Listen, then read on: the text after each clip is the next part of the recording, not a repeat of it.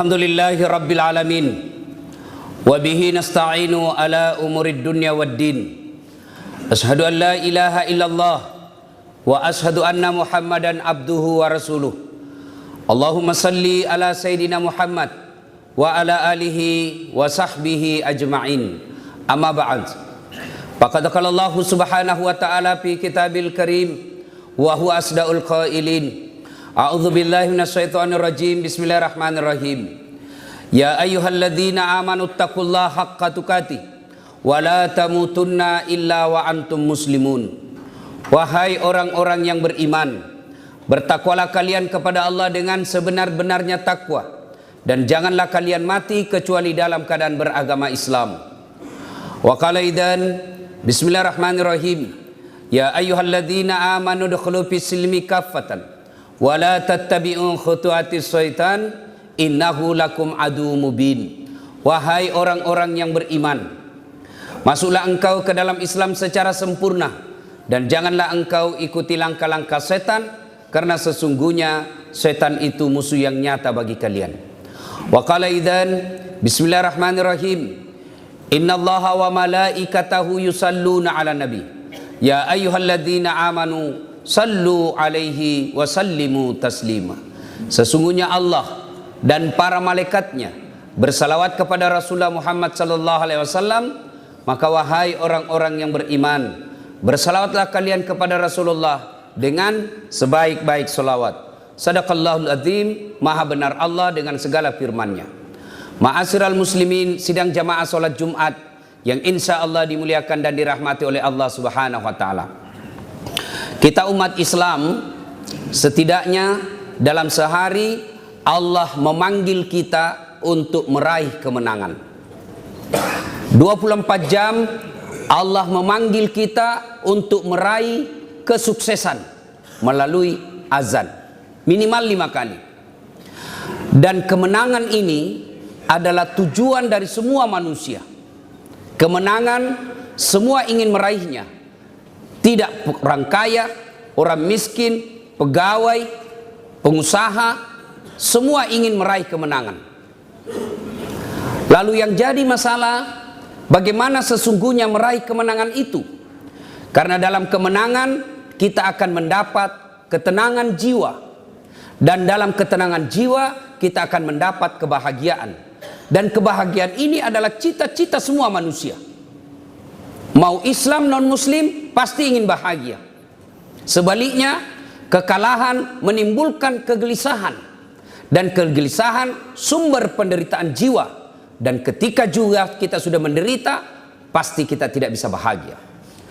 Oleh karena itu, Allah paham sekali bahwa semua manusia ingin bahagia. Maka Allah mengajaknya, hambaku sini kok, saya kasih kok kebahagiaan. Dan bagaimana sesungguhnya meraih kebahagiaan itu? Allah dalam Al-Quran, dalam awal-awal surah Al-Baqarah, Allah jelaskan orang-orang yang mau meraih kemenangan itu antara lain. Yang pertama, orang yang mau menang itu, orang yang meraih kemenangan sukses, tidak ada pilihan lain kecuali bertakwa kepada Allah. Kalau mau menang, mau bahagia, mau tentram, pilihannya hanya satu: bertakwa kepada Allah Subhanahu wa taala. Itulah sebabnya setiap pejabat Republik Indonesia yang mengklaim dirinya beriman kepada Allah, percaya kepada Quran dan Sunnah, ketika mereka dilantik menjadi seorang pejabat, maka Quran akan ada di sampingnya dan dia akan berkata, bertakwa kepada Allah Subhanahu wa taala. Lalu siapa sesungguhnya orang-orang bertakwa itu? Orang-orang bertakwa yang ini meraih kemenangan. Awal-awal Al-Baqarah menjelaskan, orang bertakwa itu yang ingin meraih kemenangan, yang pertama, alladzina yu'minuna bil ghaib. Mereka beriman kepada alam gaib. Apa hubungannya kebahagiaan dengan alam gaib? Bayangkan Pak, berapa banyak orang masuk penjara, malu satu keluarga, hina hidupnya, dimaki, hilang status sosialnya, direbut kebahagiaannya. Kenapa? Karena dia masuk penjara. Untuk menghindari ini, maka negara menginisiasi, kantor-kantor menginisiasi membuat CCTV. agar bisa dikontrol, dilihat kalau kau mau berbuat jahat. Tapi ternyata CCTV tidak bisa mencegah kita 100%. CCTV hanya bisa mengontrol kita di kantor. Tapi ketika kita sudah keluar dari kantor, tidak ada lagi CCTV. Maka ternyata CCTV tidak bisa menjamin kebahagiaan kita. Lalu Allah menghadirkan, kalau kau mau bahagia, hindari maksiat. Dan orang yang menghindari maksiat, kalau motivasinya hanya karena CCTV, maka dia bisa maksiat di toilet. Maka dia bisa maksiat di dalam kamarnya yang tidak ada CCTV-nya. Tapi kalau dia percaya kepada alam gaib, maka dia di mana dan kapan saja dia tidak melakukan. Kenapa? CCTV tidak melihatnya, tapi rakit dan atid mencatatnya dan close up. Orang yang mau bahagia menghindari penjara, menghindari nista. Dan cara menghindari nista, kalau kalian percaya kepada waskat, pengawasan malaikat. Alam gaib diantaranya alamnya para malaikat, alamnya iblis, alamnya jin. Kita percaya bahwa ada alam gaib. Tidak berarti kita menyembah-nyembah kepada alam gaib ini. Kita hanya percaya bahwa ada alam jin, ada alam iblis, ada alam syaitan. Kita hanya percaya. Tapi kita tidak boleh percaya bahwa kekuatan iblis, jin, dan pasukannya mengalahkan kekuatan Allah. Dan itu jin selalu menggoda kita. Bapak ketika ada di warkop tadi, itu jin nagoda ki. Jam aku dulu, si lama. Selesai pi khotbah kau datang. Itu jin, iblis. Sebentar pi, si lama hujan nih, gerimis sih. Tunggu-tunggu kau selesai hujan. Tapi alhamdulillah Bapak bisa hadir, dan orang yang lebih depan di sini Pak lebih besar pahalanya daripada yang di belakang. Bapak datang di sini duduk, apa iblis berhenti menggoda? Tidak, nagoda lagi bos. Jam aku dengar ceramah, jam aku dengar ceramah, jam aku dengar ceramah. Pegang HP-mu, pegang HP-mu. Itu iblis. Dan kita harus tahu bahwa iblis selalu berupaya menggoda kita agar kita tidak maksimal beribadah. Jumat-Jumat orang sholat Jumat Pak, tapi tanda-tandai saya itu yang selalu terlambat. Itu terulang-ulang itu. Coba mungkin paling terlambat datang, paling cepat pulang. Orang khotbah dia mau WhatsApp atau tidur, baru mau masuk surga. Kalau mau bahagia, percaya pada alam gaib. Orang jadi PNS, kalau dia motivasinya alam gaib adalah alam akhirat.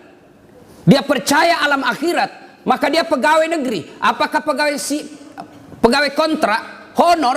Tapi kalau dia bekerja motivasi lillahi ta'ala, ada kepala dinasnya, ada pak camatnya, ada wali kotanya atau tidak, dia tetap bekerja maksimal. Kenapa? Dia bukan cari muka sama manusia. Orang yang cari muka, bekerja karena cari muka, capek Pak. Demi Allah, Bapak capek kalau cari muka sama pimpinan. Kenapa? 10 nasuruh kerja. Kerja kau ini 10, kasih baik. 9 cocok, 1 yang salah, yang 1 nak persoalkan. Bodoh memang kau ini. Tapi kalau Bapak kerja lillahi ta'ala, Bapak akan mendapat kebahagiaan. Karena evaluasinya, saya bukan mencari mukanya wali kota, saya bukan mencari mukanya kepala dinasku, tapi saya mencari ridha Allah. Maka orang yang percaya alam gaib, maka dia akan bekerja dengan langkah kakinya sebelum keluar rumah. Inna salati wa nusuki wa mahyaya wa mamati lillahi rabbil alamin. Dia akan berucap itu, berikrar kepada Allah. Inna salati, solatku, ibadahku, hidup dan matiku lillahi rabbil alamin. Upali sumana lori puangi. Maka orang yang berserah diri kepada alam akhirat, maka akan mendapat kebahagiaan. Karena kebahagiaannya bukan kerja cari muka, tapi kerjanya lillahi ta'ala. Dan orang yang kerja lillahi ta'ala percaya akan ada balasannya, yaitu balasan di akhirat kelak. Yang kedua, kriteria orang yang bertakwa yang akan meraih kemenangan, kata Allah, wa yuqimunas shalah, mereka mendirikan solat. Apa hubungannya kemenangan dengan solat? Tidakkah dari kecil kita sudah hafal ini ayat? Inna salata tanha anil fasya'i wal munkar. Sesungguhnya solat itu mencegah kita dari perbuatan keji dan mungkar. Lalu yang bertanya, Ustadz, itu rajin sekali solat, tapi kok mungkar perbuatannya? Dia yang solat tapi dia korupsi, dia yang solat tapi dia tukang tipu, dia yang solat tapi dia tukang sogok. Oh, berarti dia sekedar gugur kewajiban, tapi dia tidak nikmati nikmatnya solat. Banyak orang sengsara hidupnya, hebat ketika dia menjabat, kepala dinas, wali kota, sekda, hebat dia. Tapi penyakit yang membuat dia menderita setelah pensiun karena ada kesombongan. Bah, patantang patenting jadi wali kota. Dia paling hebat, kepala dinas, mana tidak ada tidak ada dirinya mina paling hebat. Dia pikir sombong, takabur, patwatwai, borro. Begitu hilang jabatannya, mulai itu stres. Maka orang yang sholat tidak akan ada rasa sombongnya. Aplikasinya mana? Coba lihat Pak, Bapak bercanda dengan saya, pukul pantatku masih senyum Kak Bos, dorong perutku masih senyum. Tapi jangan coba dorong kepalaku. Jangan kasih begitu saya Bos. Kenapa? Kepala harga diri bagi seorang manusia.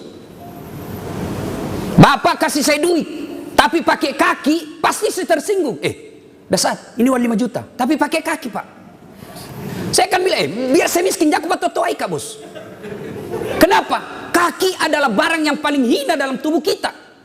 Tapi demi Allah, ketika Bapak menghadap dengan Allah, sujud di hadapan Allah, Allah kuasa, Allah maha sempurna, Allah maha segala-galanya. Kepala yang mulia ini sujud kok, rendahkan seperti hinanya kakimu. Maka orang yang menikmati bahagia dalam sholatnya, maka dia tidak punya rasa sombong. Dan sombong inilah Pak yang membuat Qarun, membuat Fir'aun, membuat Namrud haram masuk surga dan diabadikan dalam neraka. Kenapa? Bukan karena dia bodoh, bukan karena dia miskin, bukan karena dia terbelakang mental, tidak. Tapi apa? Dia cerdas, bangsawan, banyak duitnya, tapi sombong. Haram kalian masuk surga. Maka orang yang baik solatnya mestinya tidak punya rasa sombong. Lalu dalam solat kita diajarkan, kalau kau mau sempurna solatmu, matamu jangan seperti mata pencuri. Sujud kok, ketika kau berdiri, maka lihat apa yang kamu sujuti. Kepalamu tinggi, tapi matamu tunduk ke bawah apa yang kamu sujuti. Artinya orang yang baik solatnya, ketika dia kaya, dia bisa lihat orang miskin yang ada di bawahnya, dia tolong. Ketika dia jadi pejabat, dia tidak petantang petenteng, tapi dia lihat orang yang ada di bawahnya. Saya bisa jadi pejabat karena ada anak buahku yang saya perintah. Mana ada kepala dinas tidak ada anak buahnya? Maka dia akan tunduk melihat ke bawah. Saya sekarang di atas karena ada orang bawah yang menopang saya.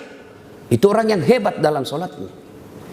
Belum lagi kalau kita geledah rukun-rukun sholat, syarat-syarat sholat. Orang yang sholat semestinya dari sholatnya sesungguhnya bisa membentuk karakter dan jati diri yang baik. Syarat salat, satu, tidak sah sholat orang kalau tidak ada niatnya. Berarti orang yang bekerja dengan lurus niatnya lillahi ta'ala, insya Allah bagus dia punya kerja. Yang kedua, syarat sahnya sholat harus ada wudhu. Artinya apa? Orang yang baik sholatnya, hidupnya harus bersih. Saya melihat tayangan, saya bukan dokter, ahli penyakit dalam, tapi saya mendengar dan membaca artikel. Salah satu cara menghindari virus yang ada menggila sekarang ini, namanya virus corona. Tapi saya heran Pak, itu virus corona, tapi ada virus yang sangat mematikan, tapi banyak yang pakai itu Pak. Bukan virus, penyakit, ditulis di rokok membunuhmu. Itu ditulis Pak, bukan lagi virus, tapi ditulis rokok membunuhmu, tapi kita masih isap. Padahal ditulis itu rokok membunuhmu. Bahkan ditulis menyebabkan impotensi. Laki-laki yang paling ditakuti Pak impotensi. Nah ditulis di situ menyebabkan impotensi, tapi masih kita isap. Jadi saya heran. Nah penyakit virus corona, menurut para dokter, salah satu cara menghindarinya, sering-seringlah kalian cuci tangan. Dan itu wudu. Maka orang Islam semestinya tidak usah cemas soal itu. Kenapa? Karena kita terbiasa hidup bersih. Tapi sayang, kita yang sholat, kita tunjian rantasa. Kita yang sholat, tapi kita sendiri yang kotor. Tidakkah dari dulu, dari kecil kita belajar? Bersih, pangkal sehat. Jadi kalau mau sehat, bersihlah. Dan Islam mengajarkan itu. Tidak sah sholatmu kalau kau berkotor. Tidak sah sholatmu menghadap kepada Allah kalau kalian bernajis. Maka diajarkan bersih. Maka sesungguhnya orang yang baik sholatnya mestinya hidupnya bahagia karena dia sehat. Yang ketiga, kita lihat orang yang sholat. Syaratnya sholat setelah bersih, menutup aurat. Bapak tidak sah sholatnya kalau bapak pakai celana kolor. Apa artinya? Orang yang baik sholat itu matan resiri. Malu dong plat merah dipakai bawa undangan. Malu dong pegawai negeri sipil jam 9 masih ada di warkop. Yang mestinya melayani. Orang yang tinggi rasa malunya, insya Allah sukses. Bahagia, tenang. Jangan heran Bapak, pegawai negeri jam 9 belum di kantor, jam 10 belum di kantor, masuk di kantor jam 11, pulang jam 2, yang mestinya kerjanya jam 8 sampai jam 4 atau setengah 5, lalu tidak pernah muncul seperti itu. Jangan heran, Bapak ada duit tapi tidak bisa bahagia. Kenapa? Sumber gaji yang Bapak makan uang haram. Apalagi rukunnya sholat, menutup aurat, matan resiri. Malu Pak, kalau warung kopi jam 9 pakai baju dinas. Malu dong, digaji oleh negara. Dan siapa yang bayar gaji kita itu? Kita ini pembayar pajak. Masuk ke restoran ditambahin 10%, 15% kayak itu. Gaji honor kodong sedikit Tommy 200.000 dipotong lagi 15%. Itu kita korupsi. Syarat berikutnya, mau sholat sah kita menghadap kiblat. Artinya apa? Orang yang baik sholatnya itu menghadap kiblat, fokus. Orang yang tidak fokus dalam bekerja, susah itu mencapai cita-citanya. Orang yang fokus dalam kerja, insya Allah lebih gampang dia meraih kemenangan. Dan yang kelima, syarat sahnya sholat itu masuk waktu sholat. Bapak mau sholat duhur, dibilang alim sekali sholat duhur jam 10, tidak bisa Pak. Artinya apa? Orang yang baik sholatnya disiplin soal waktu.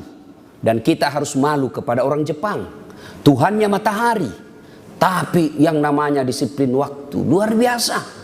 Kita 5 kali sehari semalam sholat, tapi kita juga yang tidak menghargai waktu. Makanya kan heran, waktu kita lebih banyak sia-sia daripada menghadap kepada Allah Subhanahu wa taala. Banyak lagi yang bisa membuat kita meraih kemenangan, tapi waktu Jumat yang membatasi kita.